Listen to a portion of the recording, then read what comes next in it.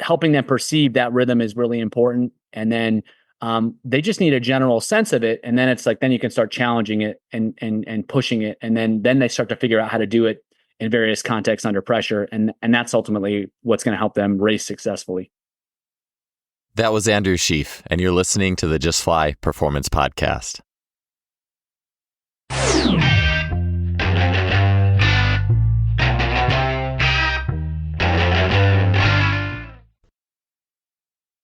Today's podcast is sponsored by Team Builder. You can get a free trial of their training portal software by heading to teambuilder.com, and you can use the code JUSTFLY for a 30-day free trial. Sign up today with Team Builder and see what they can do for you for your training programs and your team. Welcome to another episode of the podcast. Thanks for tuning in. I'm excited to welcome back to the show guest Andrew Sheaff. He is a swim coach, most recently having worked at the University of Virginia, where the Cavaliers won multiple NCAA team championships. Andrew is currently consulting with clubs and coaches to help them improve their skill development strategies and is the author of A Constraints-Led Approach to Swim Coaching. Last time on the show, Andrew spoke about training methods that lead to lasting change in technique and performance. And on this show, he'll be getting into the constraints-led approach. He did touch on it last time, but we'll be really getting into the art of optimizing and finding the best constraints for individual athletes, scaling those constraints up and down, overspeed and underspeed concepts, this and much more. The world of swimming has so much to offer other sports and movement disciplines, and I really enjoyed this conversation with Andrew. Let's get to episode 415. Andrew, it's awesome to have you back on the show, man. I know we're going to have a lot of great things to talk about today. Just a quick question too, before we get into, I looked at my question list. There's a lot of like heavy hitter, like technical, like philosophical stuff right away. But just as maybe a little aside, we were just talking about technique training before we pushed record. What was your own journey in like motor learning, technique, skill development? Because I don't think anyone really starts there because there's not an educational structure for that in most sports. Right. So what was your journey in getting there? Yeah. So I, my background's in swimming, and I started swimming pretty late, like, more or less when I was 15. And, that's probably 8 years too late compared to what a lot of people are doing. And so, I just started and I found a lot of success early, just because I was probably growing and working hard. And so I just basically trained and was able to improve a lot and improve enough that, I didn't worry about how I was swimming because it didn't really seem to matter. And then of course, I get to college and I hit a roadblock because, I couldn't really get stronger. I couldn't really get fitter in a way that was relevant, but my skills were pretty terrible. And so that was pretty eye-opening for me that, this is a problem that is limiting my performance. So went about trying to figure out how to do that. And so then kind of got down the skill development stuff. And then, getting into coaching, the path I kind of took was, all right, trying to, what are good people doing? How can I model that? And how can I replicate that? That didn't really work that well because I was basically just telling people how to do things.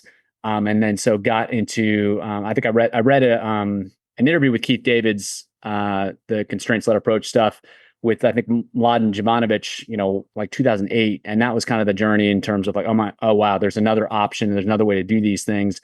And that's kind of where I really started to, take maybe a non-traditional approach to skill development. So long story short, it was getting into a sport, thinking it wasn't about skills, realizing it was about skills, and then trying to solve the problem for myself and then for athletes.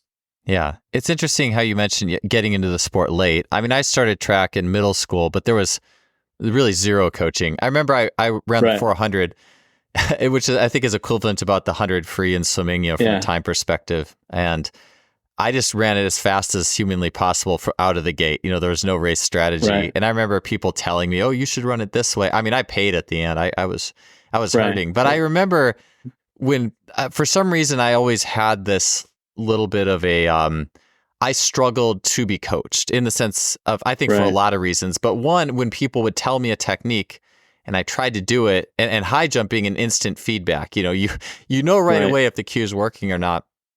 I just always really, it was always really interesting to me, like, why do people cue things or instruct things the way they do? Where did you get that idea from? What's your measure to see if this is working. Right. And I remember I high jumped with this swing leg that was kind of like I was kicking a soccer ball. It's actually relatively similar to how Sotomayor, the world record holder, jumps. And I remember my freshman year of college, I took 2 weeks to go back home before, ironically, before this national meet, because I wasn't expected to make the meet. And there was a coach from the local college saying, "Oh, well, you can't swing your leg that way. Your knee drive needs to be like this." And he showed me this tight knee drive. Right. And I tried doing it a couple of times. I'm like, I can't do this. Like how, like, Right. And there's this series of wheels turning on, technical instruction. Was there any like really big moments for you that you can remember where the paradigm you had, or you mentioned Keith Davids, or like an influential mentor, Right. or anything like that, where you had thought a certain way about how we develop skills and then how that began to change? Yeah, I think it's just an accumulation of frustration. Like you just, you either, you tell someone to do something and they just can't do it, or they don't do it, or like they do it for 5 minutes and then they stop doing it, or, and so then you just realize like this is, and I'm having this frustration on an individual basis. And if I got 20 people that I'm working with, it's just not going to work. And then the other aspect of it too is like, sometimes they do make that change, like you were talking about, and it's worse or it's not better. And so you just, when something's working 15, 20, 25% of the time, like that's not good. So it just kind of like, I don't know if there was a definitive moment where like this one athlete had this terrible race, but it was more just like, there's just like, this can't be the end goal, because if I want to consistently help, people improve, I need to be batting higher than, whatever, 25% on skills, because it's just, it's just not really clicking. And then I think with the big, light bulb, I guess, is, when you see one or two tasks that you give someone and it like instantly changes things for the better, then it's like, that's what's possible. And I think what the mistake that, I probably made before I had kind of that framework shift, and what I see other coaches make, is they think that that's a one-off basis. And it's like, no, every skill, you can find some way to get that light bulb click more often than not. And like, it's not that there's one or two isolated tricks that work really well. It's a framework of how you can help swimmers or any athlete learn skills. Is like, you can find things that put them in the positions to be successful. And I think that's what was maybe the light bulb was like, it's not this one-off thing. It's like, I can get changes really fast, and I just don't necessarily have the skills right now to do it in all the contexts that I want, but it's possible, and I can get there if I try to figure it out. And I think that was kind of like the perspective shift for me. Yeah. I'm curious if in swimming, like throughout this show, I hope to draw some parallels between running and jumping and land-based activity and swimming. Yeah. And I know it is interesting to me, like you said, like the success rate of your cueing or your instruction. And I see this all the time, just sprinting as a basic tool. People will have their runners doing drills where there's a very exaggerated and the timing emphasis of the front side knee is really thrown. Everything is thrown to the front. Like when the foot touches down, these athletes are trying to swing the front knee there to its position earlier than in a typical stride, higher than in a typical stride. And of course, when they go to sprint, they're not going to keep doing that. And I always wonder why coaches, they see the difference and they don't look at why an athlete might not be keeping up with, the coaching when they actually go to compete. What is the strategy when the hammer's down and they actually have to run as fast as they can? Or the same thing in jumping. People will say, well, take a short last step or whatever, and then the athlete does it. Why are they not? And I'm curious if there's anything similar in swimming that shows up a lot, where coaches are coaching an athlete to like enter the water a certain way with their hand or move a certain way, and the athlete will then do something more innate or natural when they're actually swimming. Is there any parallels or anything that's common in swimming that you see that's similar? Yeah, I think whenever you put things under pressure, people are just going to revert to what feels best or what feels comfortable or what feels effective. And so, whenever you ask people to pick up their stroke rate, so move their limbs faster, whatever effective mechanics they were working on, especially if they haven't like tried to actually, improve that skill at speed, they just kind of fall apart. And so like, at slow speeds, a lot of times people have swimmers really focus on what they're doing with their arms so they can move more water with each stroke. And then if there's no bridge between like what they're doing there, and they just go start sprinting, like they don't have the skill to make that happen when they're trying to go fast. And so they just try to go for their rate. And then the second thing, like, is when they get tired, things just get, they just get ugly. And I think a lot of that is people try to maintain their frequency, like how fast their arms are moving and how fast their legs are moving. And when they get tired, they do whatever they can to keep that rate up, because that's what they associate with speed. And in order to do that, when they're getting tired, they have to get rid of other stuff. And usually that other stuff is the stuff that's moving them forward. So like they just kind of, they're going to go back to maintaining that no matter what, because that's what they associate with speed. And that can be a problem because that's not always what's going to create the most speed in those situations. Yeah, I think athlete perception is so interesting because it's, one of those elements where you look at what an athlete is trying to do, what their strategy is what they perceive makes them fast. And I think that sometimes what they perceive, it is either instinctual or it's they're perceiving what a coach told them makes them fast some point in the past. And they're trying to go with that. And I know that was a big thing for me in sprinting. I had perceived that what made me fast was run tall, high knees, step over the knee.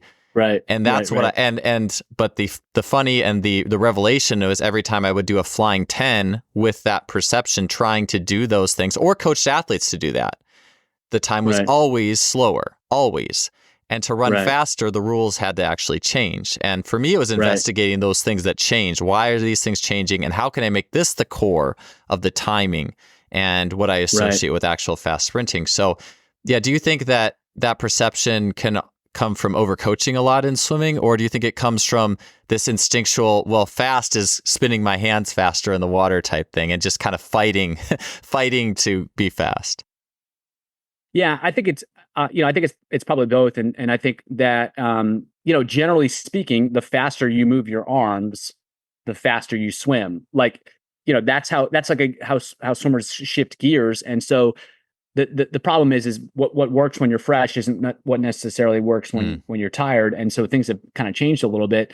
And I think sometimes, and like you said, if you have success with one, you have a good swim or you have a good workout, like you're trying to think, what did I do there to make that happen? And you latch on. There's probably like 10 lots of little things that or some one big picture thing, and like, you try to latch on to that and then you try to repeat that and it just doesn't work because your perception, like you said, isn't of what happened isn't what actually happened, and you're just trying to cling to that.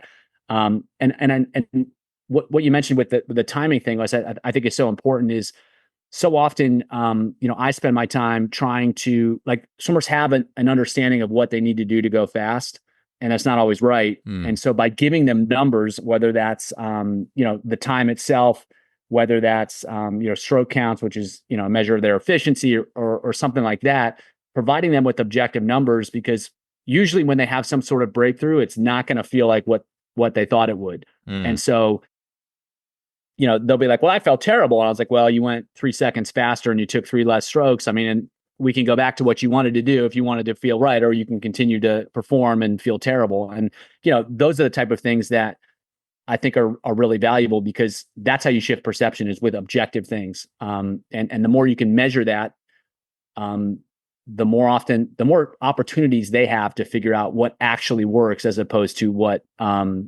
feels right, maybe. Yeah. I'll probably skip. I had this question.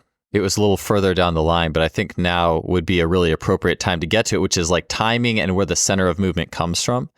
And I say this in the respect, I know in sprinting, for myself, and I'm sure this is probably similar in a lot of athletes when I used to coach this way, is if I was to use a lot of the common cues, like run tall, lift your knees high, step over the knee, there's a lot of like motion that goes into that. You actually have to work to get that big wheel to turn in front. And there's a lot, it's kind of there's a lot of effort happening, and there's a lot of fast effort happening when you're running as fast as you can. But then you see the time, and all that perceived fast effort didn't turn into the time that you were hoping. Right. And as I've learned through the years, there's where that speed comes from is actually good timing around the center of the body. Where that center point, the Dantian or on the belly button or whatnot, and how things turn around that center. And so I'm curious, we had an email exchange about this, like finding that center. So I'm really curious about your, how does that turn or work in swimming? And where do you start to help athletes find that central point of motion? Right. So in freestyle and backstroke, there's a rotational component, and really that's going to limit how fast they can move their arms. And so it's not necessarily that they're like trying to rotate fast, but if their arms get ahead of their rotation, then they're going to, they're going to lose their alignment, which is going to, cause more resistance, which is going to slow them down, or they're not going to be as effective in terms of creating propulsion because their arms aren't going to be in the right positions. And similar to track in that if the leg doesn't hit the ground in the right position, you're not going to create as much force. And so that's kind of where the central rhythm comes from in freestyle and backstroke. And then in butterfly and breaststroke, there's kind of an up and down undulation motion that happens through the body, which is kind of the same thing. It's just on a different axis. It's a rotational axis for freestyle and backstroke, and kind of an up and down axis for breaststroke and butterfly. And then in terms of helping them figure it out, what I do is I try to really challenge that rhythm in lots of different ways. So like you can have them go at really high rates, really low rates. You can alternate back and forth.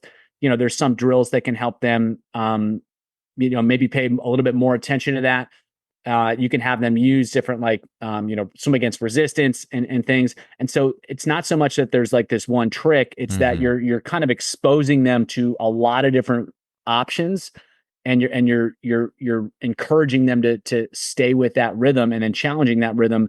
And over time, they just kind of figure out exactly what that means for them, as opposed to, you telling them, because I don't think it's something you can kind of help. You can provide them with the concept, like it's pretty simple concept, but you can't tell them what to do, because it's this really nuanced thing where everything just kind of works together. And so trying to explain that to someone and just having them go, oh, I get it, and then just do it isn't going to happen. But if you have a basic understanding of what's supposed to happen, you can put them in situations where they're challenged to manage that in a lot of different ways. And I think that's the most effective way to help them figure out like kind of where that rhythm comes from, how to make it happen, and how to do so consistently.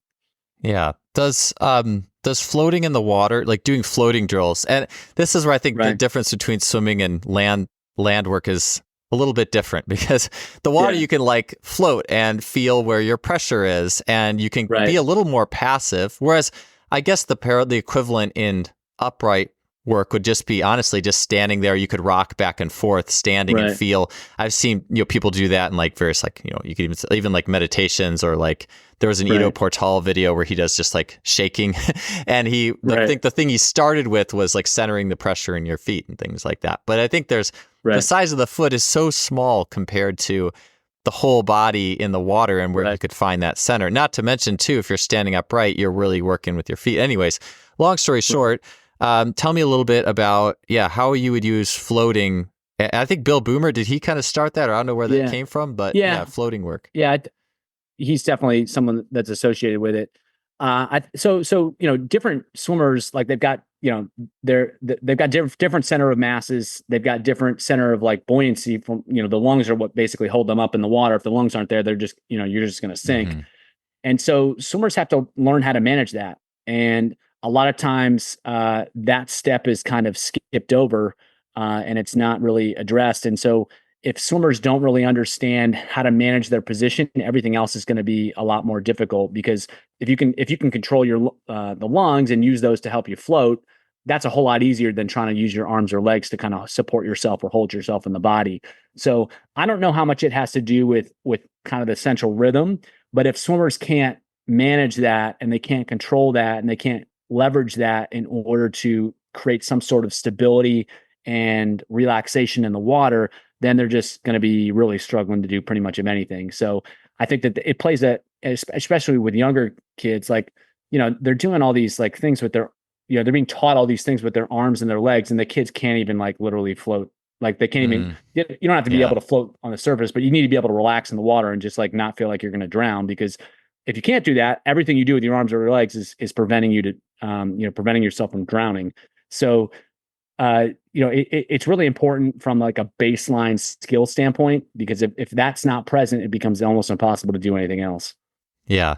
In some ways, I feel like the balance, maybe the counterpart on land, just from timing and rhythm, and I think kids do this so well naturally, is just watching children gallop and skip and hop, and they're managing timing and a center without being told what to do. But then as soon as you get into, maybe even physical education, I don't know where it would start, or track coaching or sprint drills, is that skip that was just self-timed turns into, hey, well, make sure you lift your knee real high when you skip, and all of a sudden, like you mentioned, and I think there's a place for doing that from a general training perspective. Just, I think as soon as like perception, right? As soon as the perception is you associate, well, I got to do that to go fast. Now, like you had talked about with swimming, as soon as the limbs or extremities outrun the center, it's like you when you have that, it's almost like, this is an audio only podcast, I should video this, but it's almost like you have this, I think about like the Matryoshka dolls. Like you almost have this, like the center, the central core. It's like rotating, and you have these outer layers that are also rotating. And it's almost like the easy thing is to have that outer layer spinning super fast, but you're ignoring the central gears. And so much comes from those central gears. And so, I think I would imagine in swimming, what's the first thing to probably get coached? The hands and the feet and and the extremities versus the feeling of where central motion is driven. Right. Yeah. And so like if swimmers can't perceive that, that rotational movement and kind of where it comes from and how it starts, and like that's where it gets tricky too, because and I think the same thing is probably true with running. Like you can influence the rotation stuff with your arms and with your legs. And so like it kind of works when you focus on the arms and the legs, but it doesn't really work all the way, and it's not as consistent. And so I think helping them perceive that rhythm is really important. And then they just need a general sense of it. And then it's like, then you can start challenging it and pushing it. And then they start to figure out how to do it in various contexts under pressure. And that's ultimately what's going to help them race successfully. Yeah. I would think with the constraint-led approach, and one of the cool things about swimming, I just think it's so interesting because this doesn't exist in running so much or just upright locomotion, is you have the sensory and connective and the tool-based training of the hands and the feet. Like the hands, you could have paddles or various ways to modulate how the hands are perceiving the water.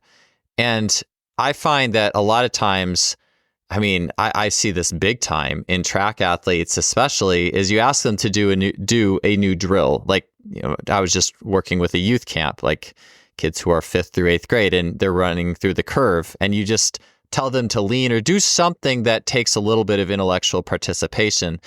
And instantly what's so interesting is I find the hands and arms often start to freeze up a little bit and lock down because effort's going to everything else that's happening. And I find it's so common to have athletes who don't have like an integration of the hands and movement. And I think, well, part of it is because when you're running, there's nothing for the hands to really hold on to. It's much more of a felt, perceived, learned thing. It reminds me a little bit about Chris Chamberlain was talking about kind of what happens to us when we stop using tools. Like he worked in construction and you're hammering and you're doing all these things with your hands. And we live in a culture where we don't do that as much. And I've had experiences. I remember one of the first times I used one of David Weck's, the pulsars, like just a little shaker with just a little shot in it. And I had a girl, this was like around 10 years ago or so. Sometimes I lose track of time, whose arms were just all over the place and running. And I didn't say a thing to her. I just said, hey, just run with this thing in your hand. I think I just gave her one and it cleaned it up so well. And so just to that, I just say, I think maybe there's a difference between coaching, because obviously you put a paddle in the hand, you put something in the hand, that's going to impact the extremity. But maybe the difference is how you actually go about, I guess, instructing like that thing. Because like you said, you can make a change with those things. Right. Yeah. And so all those tools, to me, they all have an impact, and they're going to change how the swimmer swims. And so the skill of in coaching is not what you say to them, but how you use and how you leverage those different changes in order to get what you want. And so like, again, it's not a visual podcast, but so if you hold a paddle in a certain way, you can basically lock their wrist, and now they have to use their forearm and their hand together. And so that's a key skill, because you want a big surface area to move water backwards. If you can use the forearm too, that's going to help them move more water backwards. And so rather like, and that's something that coaches will often say, it's like, use your forearm, keep your elbow up, which helps them use their forearm. You can say that forever, or you can give them the paddle and have them hold it in a certain way, and they don't have a choice. Yeah. Like, they basically have to figure out how to do it. And then, like, you can add another thing. It's like, all right, you're only allowed to take 12 strokes per lap. So now they have to be really effective with each of those pulls. And because they're using that paddle in that position, they have to be effective with each of those pulls and use the forearm to make that happen. And so the skill in coaching is identifying where, how can I use these different pieces of equipment to influence how they swim in a way that I want. And like another example, using the one I just mentioned, you could also take like a band and wrap it around their legs so that they can't kick either. And now they can't, and they have to take those 12 strokes. They can't compensate with that for the legs. They have to do all of it with the upper body. And that means they're going to have to use their arms differently. And so I think what's, powerful about these tools is like, they are change agents. They will change how swimmers swim no matter what you do. And so if you can use them in certain ways that get the changes that you want, then you can be, you can be a lot more effective. And the skill in the coaching is really understanding, one, what you want to accomplish, and two, what do these, training aids, what impact do they have? And once you understand both of those, then you can start to really create change without having to say anything, because just like you said, with the shaker, things are going to be different. And if it's different in the way you want, that's pretty powerful. Today's podcast is sponsored by the Plyomat. The Plyomat is not only an incredible vertical jump and reactive strength index testing device, but it also is an incredible training device. The Plyomat not only allows single response jumps, but also the chaining of multiple mats together. So you can use it for bounding, multiple series of hurdle hops. And you can get not only height, but reactive strength for a multi-jump situation. It's an incredible, again, testing and training tool, and you can learn more at plyomat.net. Yeah, for sure. It does change what you think about coaching and teaching. I think maybe, and this has been spoken about on this podcast. I forget which episode it was right at the moment, but it was something to the tune of, we're so used to the educational model being, I tell you something, you learn it, you recite it back to me. And of course, that parallels itself in sport instruction. But like you're saying, that's not how we really learn. We learn by, like you said, you're giving a constraint and experience, and we work with it, and we, in our bodies, our body learns it basically. There is intellectual participation, but that's not the forerunner. I think we think of it as the intellectual thinking brain being the forerunner, but it doesn't really work like that. Right. Yeah, I think that, to me, there's a distinction between teaching and coaching. And I think that teaching is not always particularly useful, but coaching is. And anything you have an athlete do is some form of coaching. And so whether you don't have to be saying something to coach, and being really effective as a coach, to me, being more effective as a coach is if you don't have to say anything, because you're giving, you're creating the change with, basically less effort. And if you don't have to say anything to the athletes to help them learn something, that means you can help all of them learn at the same time. And for most of us, we're dealing with groups. We're not dealing with one person. And so if the only way that we can help people change is by teaching, we can't scale ourselves. And so the more we can be effective at, creating change through task design, one, you probably get more real changes in the sense that it's more organic. But two, you can create a bigger impact with more people, because, you don't have to have an interaction with them directly in order to make that happen. And then the other layer of skill, though, from a coaching aspect, is it's not going to, each single intervention is not going to have the same impact on every person. So you have to, that's the next level, is how are you going to modify this for different people? Because, if I give a, put a pair of fins on, 10 different swimmers, there's going to be a general impact of those fins, but there's also going to be, a specific impact for each swimmer, because the fin and the swimmer interact, and those interactions are going to be a little bit different. And so that's where, that's the coaching too, is where do you make those adjustments? You've got this big picture strategy that you're going to use for all the athletes, but how do you adjust that for each person? That's coaching, as opposed to being just like, put your arm here, put your leg here. Yeah. I'm curious what the I've heard this talked about, and I would agree with this, is, well, like you said, like coaching is simply setting up the constraint. And it's the language that surrounds the purpose of the constraint. I'm someone who tends to be an over-explainer. I was just talking to you before the show too, for this track camp, I actually prefer that the high school athletes I work with are the facilitators, because I will over-explain for a young population that does not need that, and they can benefit from the enthusiasm and the closer relevance of athletes who are in high school working with them. Right. And so I'm curious how, like, I guess, it's all coaching, but when you would give work with paddles, tell me a little, and you're finding the nuances for the individual athletes. Tell me a little bit about that process, because I do think people would say, "Oh, people who are all constraints-led approach." Well, they coach somewhere, like. So I'm curious a little bit, digging into that constraint-led approach, how the next layer of that process. Sure. So I think, in terms of, like, I think you have to frame it. You can't just say, "Go do this," and then that's it. Like, you have to give them an intention behind what's happening, and you give them a purpose. And so, like, all right, we'll just kind of stick with the examples that we're using. So it's like, all right, kids, the goal here is to help you learn how to get more out of each pull, how to move more water with each arm. And so, and then you give them a basic idea. It's like, well, think about this. The bigger surface area you have, like the bigger oar, the bigger paddle, the more water you're going to move. So that's what we're trying to do. And then you give them something that helps them work on that. And they understand what they're trying to accomplish from a big picture perspective. They're not, they haven't been told that, whatever, a 90-degree angle is going to be optimal to do that. You've just given them the big picture concept of what they're trying to accomplish.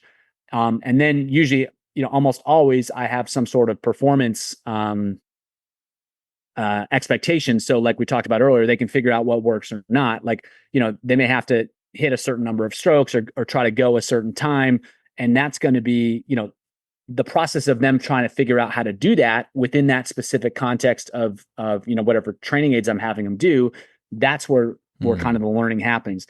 And what I'm watching as a coach, I'm not just, I don't just sit down and pick up a book because I've written my perfect task and I don't need to do anything. I'm watching to see what happens, because some swimmers, it's going to be too much of a struggle, or they're going to be too far away from what I'm trying to accomplish. And then I might need to adjust something. And so I might have to change the specific task that I've asked them to do. I might have to change the training aids that I'm having them use if we're using them. And like, that's where the coaching is. It's like, you're watching this, the swimmers perform, and you're seeing, does it line up with what you expect? And if it doesn't line up, if it does line up with what you expect, all right, you just keep rolling with it. But if it doesn't, it's trying to figure out why that is and what you can do about it to push them into the right direction. Because, you're not going to bat 100% or even close to that with task assignment, because there's too many factors that are, it could be as simple as they didn't sleep that well the night before, and they might need something different, and not drastically different, but just a subtle change. And those subtle changes can make a huge impact. And so, a lot of that is the skill of like what to do in the moment of it, because the task's design from a basic level isn't always that hard, but controlling it and modifying it and help swimmers work through it is what is challenging. And so, like, it's as simple as sometimes too, if like you've given them these performance goals and they're not able to achieve them, but that they can, that they're close. It's like, it's even a conversation, like, 10 seconds. What do you think you could do? And like, you don't even care what they answer, but you just want them engaged in trying to solve the problem. And again, like, that's where the coaching is. It's asking questions as opposed to providing answers.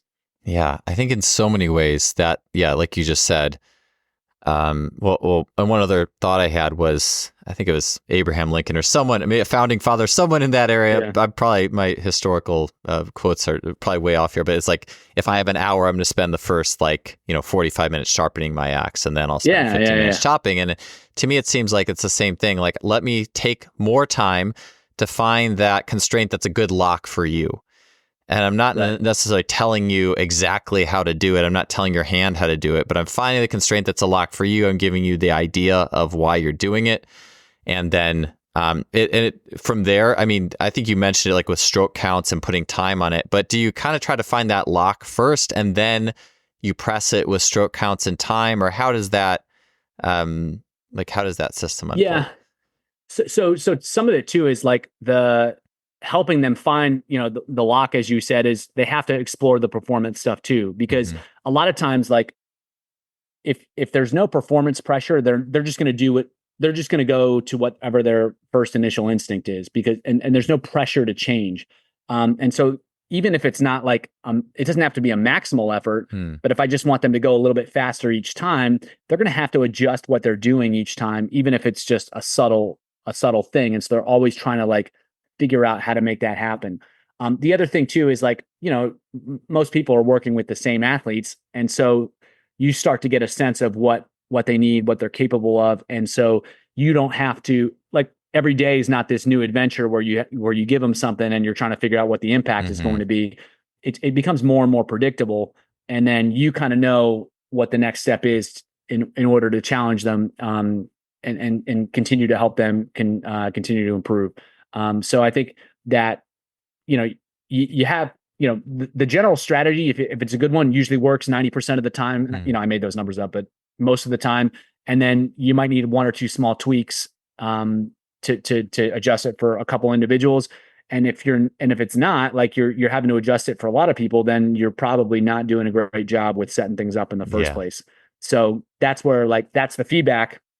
That's how you learn as a coach. It's like, all right, well, that kind of worked, but it didn't work all the time, and I had to do X, Y, and Z to get it to work. Next time, I need to take that into consideration and figure out what's gonna be more effective. Yeah. With groups, I think it's interesting because a lot of times, and I'm sure, I think this can work just fine, but I think it would be very common. And I mean, I coach like this all the time, but everyone in the group does basically the same, like high jump practice. Hey, we're all going to do curve running drills. We're all going to do U drills. Right. We're all going to do 2-bar high jumping. What I tend to find Right. myself doing with the 2-bar though, is like if I have a big group, I hold so 2-bar for probably should draw a little more parallel here. So you have a high jump bar you jump over. And And in the original setup, I think it was Russian, came from some Russian school. You actually have a whole second standard in front. So you have to jump over 2 bars. So it changes your flight path. It does it for you. Yeah. I love that Right. stuff. I would rather do that than say anything about how an athlete, their flight path or parabola. Right. I tend to actually hold that second bar manually. And as athletes are jumping, I will adjust it based off their confidence, what they can handle, like a lot of things. The athletes who are really confident and fast and a little more, you could say, athletic, have less fear. I can hold that bar out farther. I can really challenge them. Athletes who have a little more fear layering and I have to hold it a lot closer and those kind of things. So I think that's where those are the things where there's a little bit of aliveness and adjustment. But a lot of times if I have a larger group, sometimes I'll just, you're all doing kind of the same drill, or sometimes there's athletes who do struggle on the curve and I'll have them do some things at the end of the session with resisted curve running. Your thoughts though on logistics versus breaking things down. And I suppose with different paddle sizes, you can have some more nuance, but yeah, thoughts on the logistics of working with the whole group versus, hey, let's make this your own special drill. This is your constraint. Right. So there's kind of a couple pieces to that. So the first thing is that I try to focus on the skills that everyone needs to improve. Whenever possible, I try to avoid some of these problems because they just make life easier. And so there's no swimmer that creates too much propulsion, and there's no swimmer that creates too little drag. So, the bigger the gap between the propulsion and the resistance, the faster they're going to go. So the more they can expand that gap, the better. And so everybody needs to improve that. And there are some very basic things that swimmers need to do in order to do that. And so, I tend to focus on those things because everyone needs to improve them in some way. And then I think where the adjustments come in is like you said, like you can change the specific type of gear. You can change the specific task that they're doing. Sometimes you can change the drills that they're doing. You can also just change the performance standards too. And so, like, if I've got a kid that's 5 feet tall and a kid that's 6'5", asking them to take the same stroke count is probably not going to make sense because they're dealing with different limbs. And so, like, that's where you kind of know your athletes and you're like, Susie, you take 12 strokes, Johnny, you take 10 strokes. And like that can be a major adjustment and that makes a huge difference in terms of what they're doing. And so I think as much as possible, you have them doing the same basic tasks because they need to work on the same basic skills, but then you're kind of adjusting things on an individual basis. You're just scaling it up and down. And so And that could be, because obviously there's a physiological component to this too. Like you're not just working on skills, you're training too. And so, people have different physiological profiles and strengths and weaknesses and needs and all that stuff. And so like you're making adjustments on that front too. And that's where it gets really complicated and it gets pretty complex. And that's why I try to keep things really simple, things I know that are going to have an impact, because I know that there's all this other complexity is coming when we start looking at things on an individual basis. And so the more I can keep things streamlined and simple, still working on stuff that actually really matters, it just makes the process a little bit easier. For sure. Tell me a little bit with the constraints, because I think this is interesting. And you could certainly do this on the land. I mean, it's very simple to think about, well, there's assisted sprinting or down, you could sprint down, things that assist you. Then there's things that resist you, resisted sprinting, or you could say running in the sand, like it takes away the Achilles tendon's ability to recoil energy, or things like that. Of course, that's not an easy logistic for a lot of people, but I found it interesting, some of the things that you'll do in swimming to take away a limb's ability to propel. So tell me like the difference between assisted gear and resisted gear, and how would they work together in the same session, or I'd just be curious in unpacking that a little bit. Right. So like if you have someone wear fins, like they're going to be able to swim faster. It's going to make their whatever they do with their legs a lot more effective.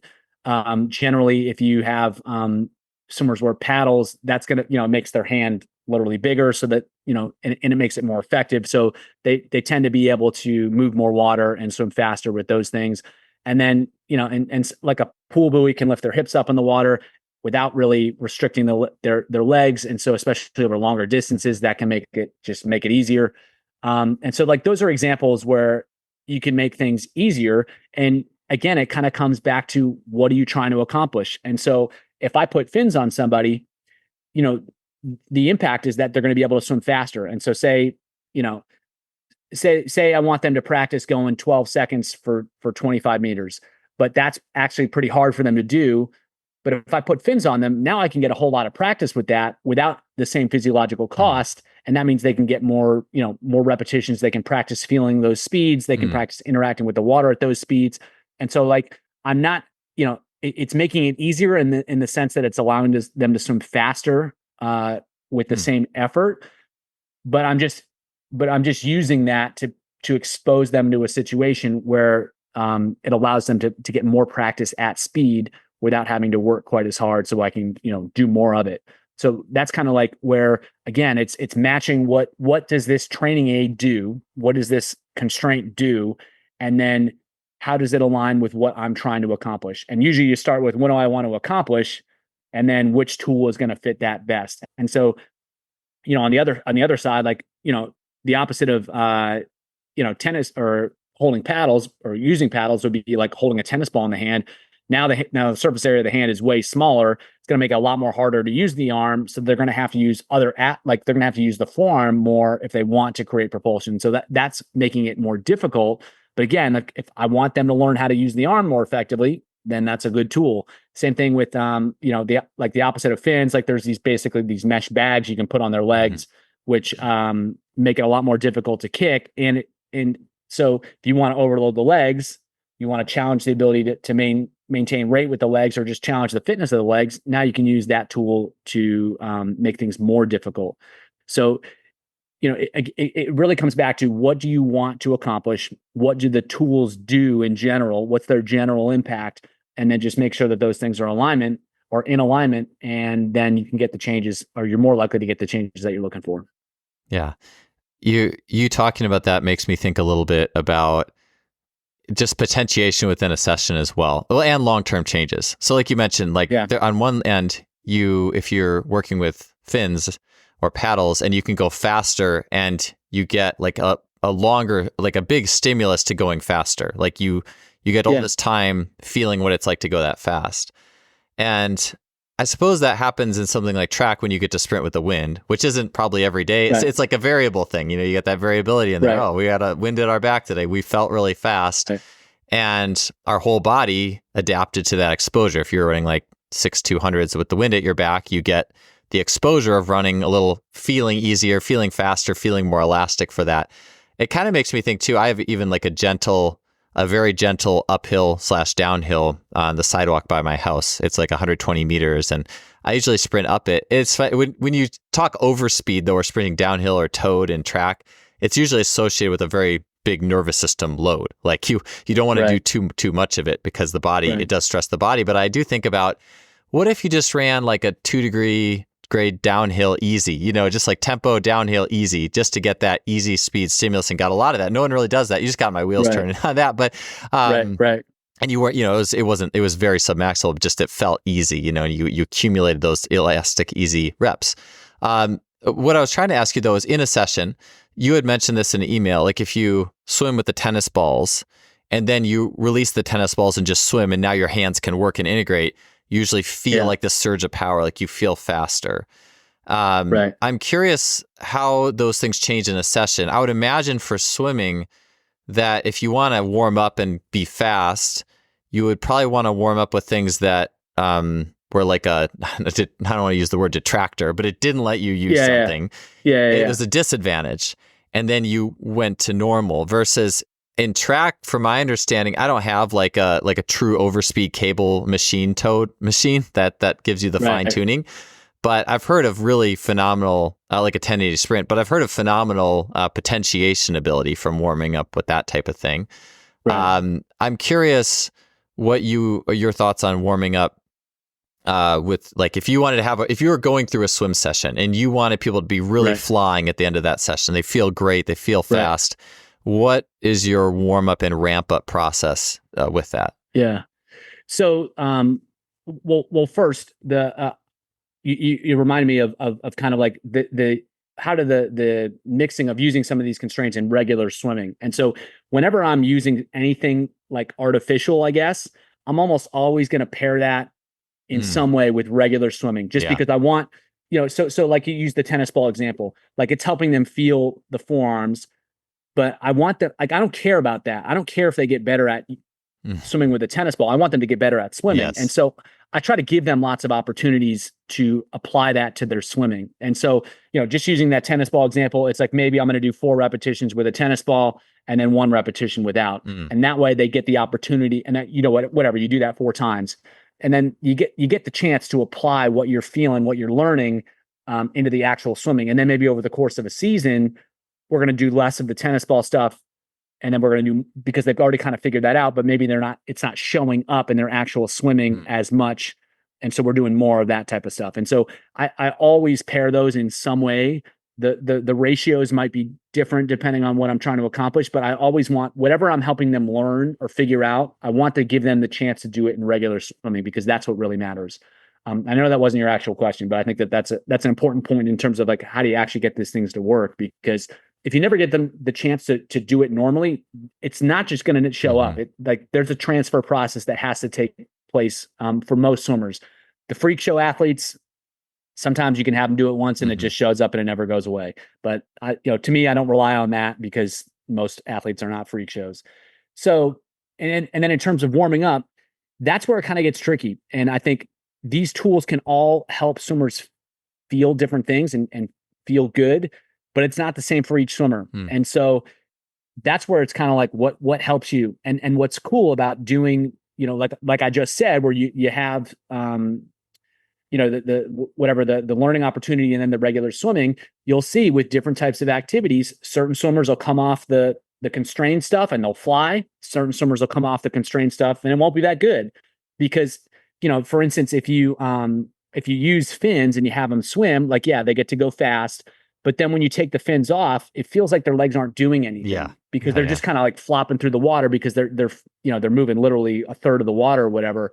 And that can be really distracting for some swimmers, and it makes them feel worse. And so, like, another example would be with the paddles, like that can help them feel like what it's like to hold water. But then you take the paddles off with some swimmers and they hate the feeling of it, because it feels like they're pulling with toothpicks. And then the other, in the opposite extreme, like sometimes you have swimmers use the tennis balls and you open them back up and they feel like their hands are gigantic and it feels awesome to them. But sometimes you open the hands back up and their hands feel gigantic and they feel like they can't control them like they want to. Interesting. And so, like, there's all these, the after effect, I guess, is not always, it's usually predictable within a person, but it's not always predictable from person to person. And so if you want to set them up, you want a particular performance in a workout or especially in a meet, you kind of have to do it based upon what they want. And a lot of times in training, I don't necessarily care. Like, I'm using this to help them learn something. If it has a slightly negative impact in the short term, I don't really care, because, the goal here is learning, not like performing necessarily.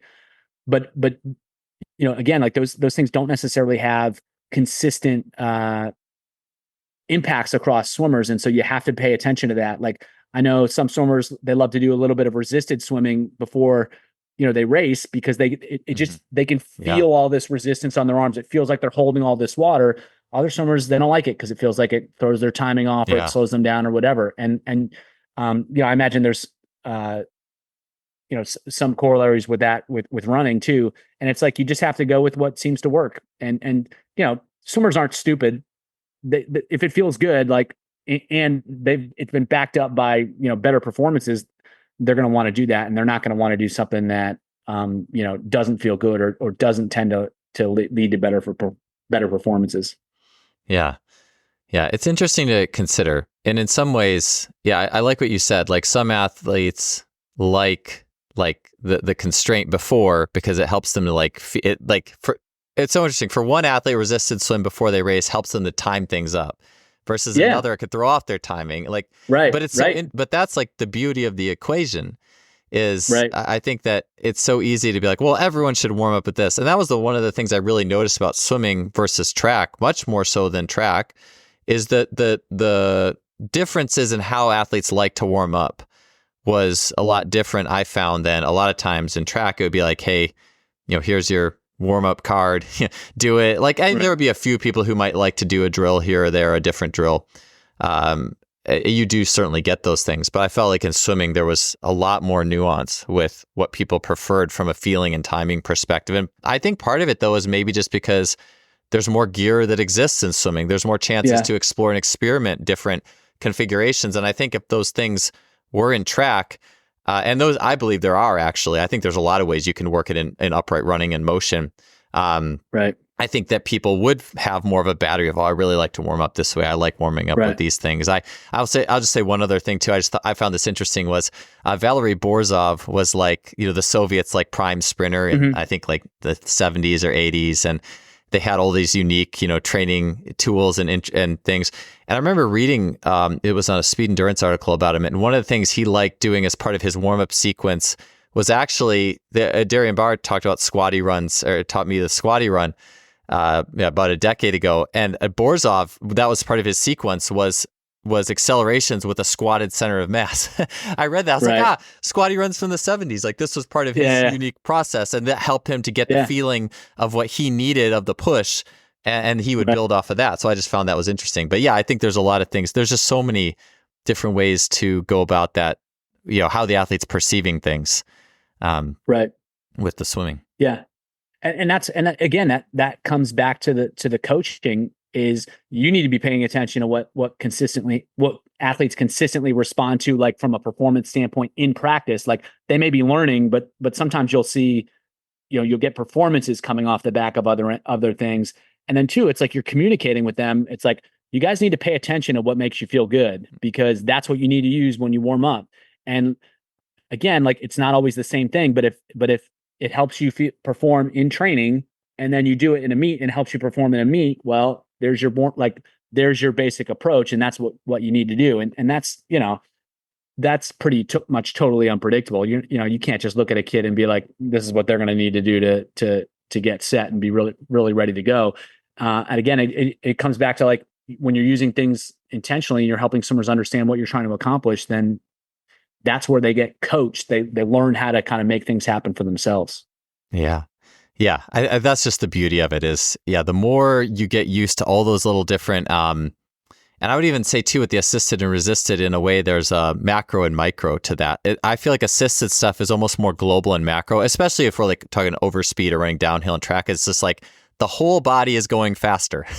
What has to happen for the whole body, the whole system is experiencing this thing. And almost the challenge, if you take away that overspeed, is how do you recreate that? Like, and that's where I think a lot of track coaches prefer not maximal, not like 105% or 102%, but just 100%, 100%. Easy. But it's easier. Make this 100% feel easier, because this is what your body's capable of. Find a way to make it feel easier. As soon as you go faster, there probably is a growing gap with how do you actually make that happen. And then when that superpower is taken away, there could be that the mind is so important with all this stuff, because as soon as you feel like you don't have the thing you had, there's like this mental depression, like you said in that training session, like you said, that could be for different things, but it seems like the resisted, like the tennis ball in the hand, the drag socks, is almost more like a little bit of a micro. There's more of this sensory that the whole body has to work together. And how do I solve this problem in my body? And you take a bunch of micros and they become a cool it's almost like this cool, like, how do I win the workout with these upward waves? And I love too how you mentioned the integration. Something I think is like ABI, always be integrating, because if you're doing these things, they become an end in themselves unless you're either supersetting or I was going to ask too about, because I know with like resisted sprinting and track, that's a common prescription is resisted sprint, free sprint, resisted sprint, free sprint. But there's also, do you do any like descending stuff? Like, for example, you could do resisted sprints where you just slowly start taking weight off the sled and you end up with like a slow ramp down. Is there anything like that you work with too, or any thoughts on that? Yeah, I think you just, because different, to me, it's I want to help them try to figure out how to solve the same problem in lots of different ways. And so for sure, if like whatever, we're having them swim fast with a certain stroke count against resistance, like you just change the resistance, you change how much it is. Sometimes like you can help them learn, like, so if you slowly, so say a swimmer struggles to continue to be effective with their arms when their rate gets up. So then you have them start with a heavy resistance, because it happens slower. They have more time to make it happen, and they get more feedback on their arms. Then you can slowly drop the resistance, and it's like, you got to keep that same feeling. You got to keep that same feeling. And they're going to get less feedback from the resistance. They're going to be able to move the arms faster. So it becomes more and more difficult, but because you're stair stepping it down, that, it provides a better chance, a better opportunity for them to figure out how to make it happen when they're going really fast. And so that's definitely an example of that. And you could use it going the other way. Some skills are difficult to hold together with more and more resistance. So you start off with low resistance and then you start cranking it up, and like their goal is to hold things together. And if they can do that, and the longer they can do that and the heavier they can do that, kind of the more resilient those skills become. And I think, again, like it's just, there's this tool that I can use for different things. What am I trying to accomplish? All right, I want the swimmer to learn how to hold water when they're moving their arms faster. All right, here's how I can do it with the resistance. Or this swimmer, their timing always falls apart. How can I challenge that in a way that becomes more and more difficult? Well, you can just stair step the resistance up. And so I think again, it's like, there's nothing great intrinsically about any of these tools. It's whether you have a goal, you have something you want to accomplish. And if they can help you accomplish that better than not using them, then it makes sense to use them. Yeah. I think so much about all these tools too is tools are tools, but it's how you use them that is the experienced coach. It's like, oh, our fin's good, our paddle's good, our sock's good, whatever it is. In track, it's the same thing. Is this lift, or strength and conditioning, is this lift good? Is this good?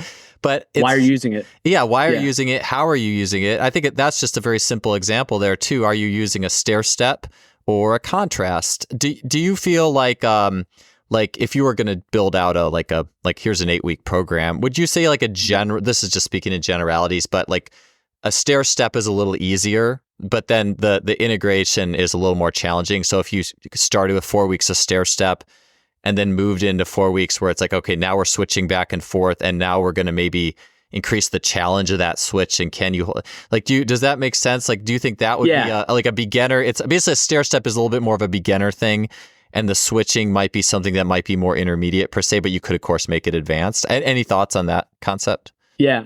So I think, over time, the more variability you include from the same basic thing, the more difficult it's going to be. Yeah. And so something specific that if having them count their strokes is to me an effective way to ensure that they're being efficient. And so like early in the season, I don't even care what the numbers are. I just want them to be consistent. And once they can be consistent, they have that level of control. Now I'm going to ask them to like take like over the course of a repetition or across repetitions, I want you to change it. I want you to lower them. And then sometimes I want you to raise them. And like, that's the next step. And then the next step after that is to maybe alternate between higher and lower stroke counts.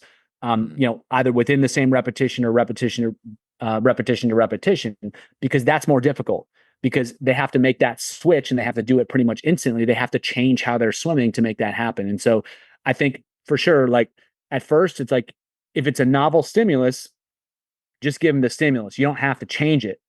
But then once they get used to that, or before they get used to that, then the next progression, like you said, is like you can just increase it or decrease it. And then you can alternate it. And then you can do it like, you just start adding more and more different variations, because they're not going to keep learning from the same thing. And that's a mistake I see too, is like, if I find a really effective way to teach a certain skill, I'm not going to change that. I'm going to use that the entire season, but how I use that will change. And so I'll start off with just using that, but then I'm going to keep adding different challenges to that, different variations to that.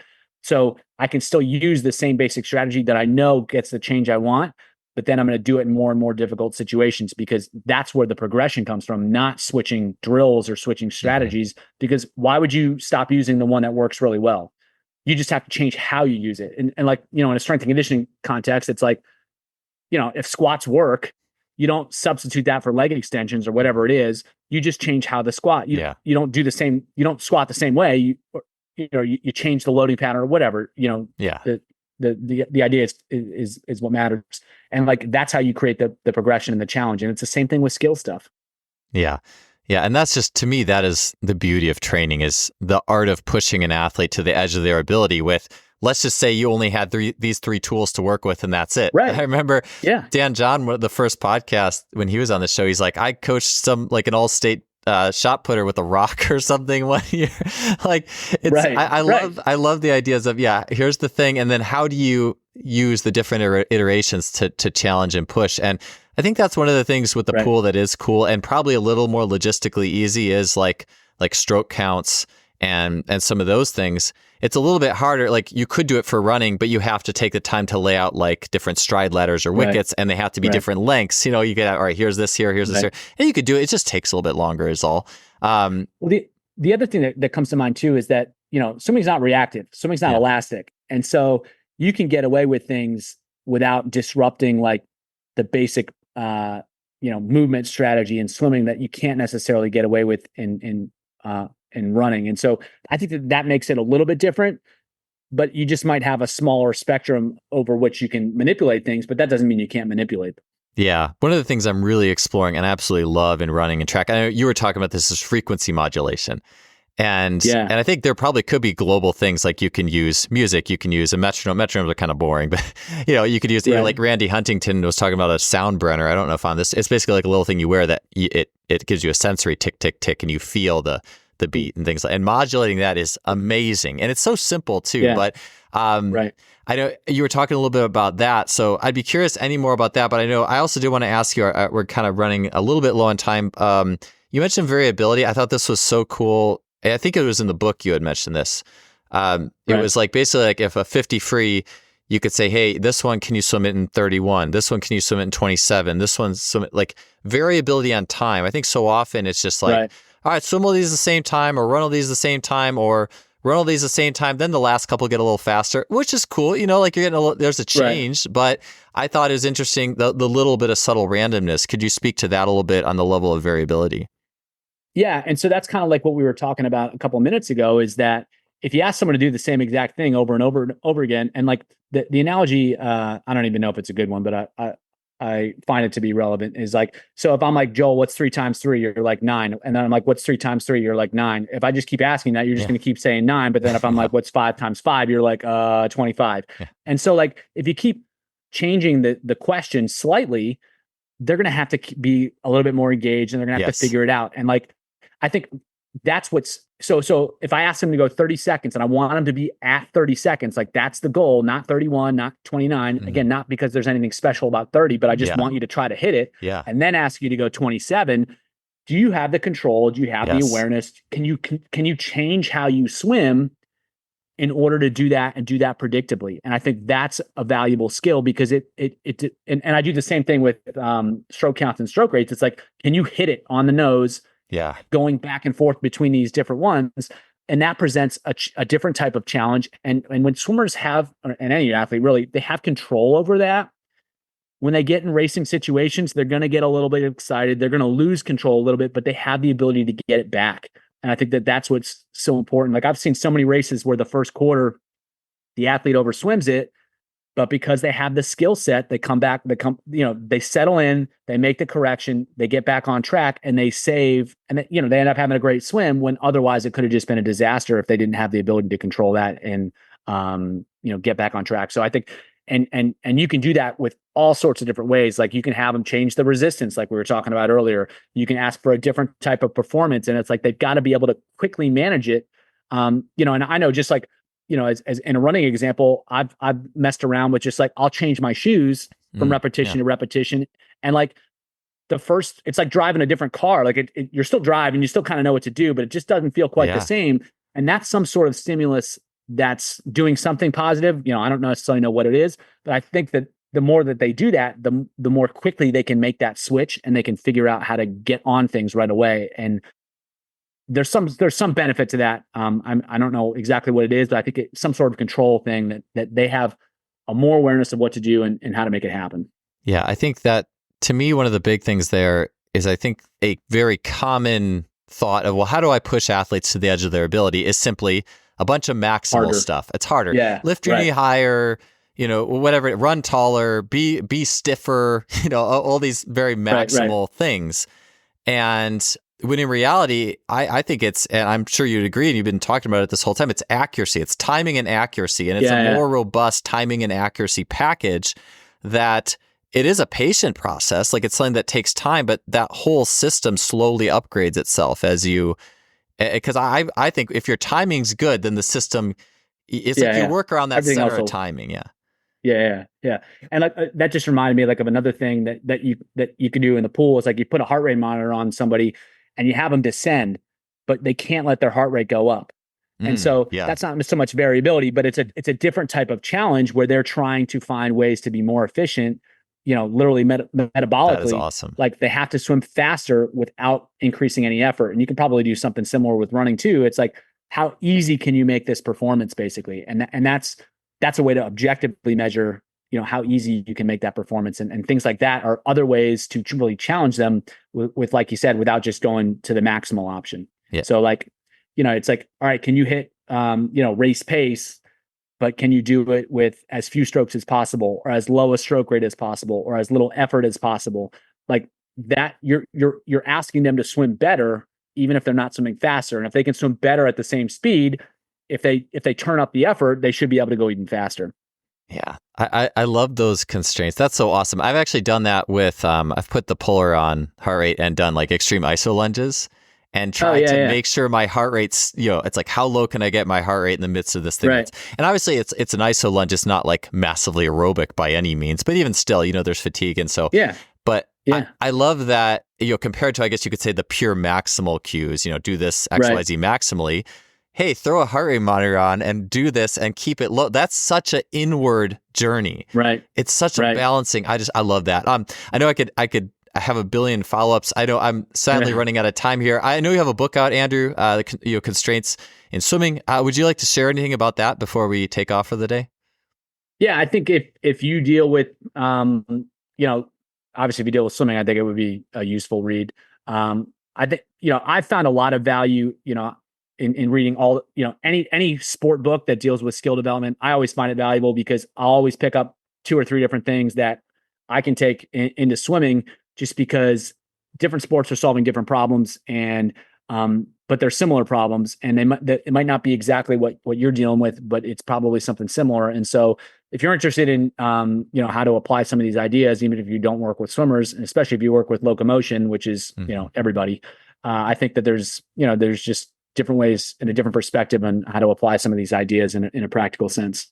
Yeah. I know, reading through the book, there's tons of ideas with my track hat that I was a huge, it really got my wheels turning. So thank you so much for coming on the show, Andrew. I really love these like cross-pollination of ideas, conversations, and I appreciate your time. My pleasure. Yep.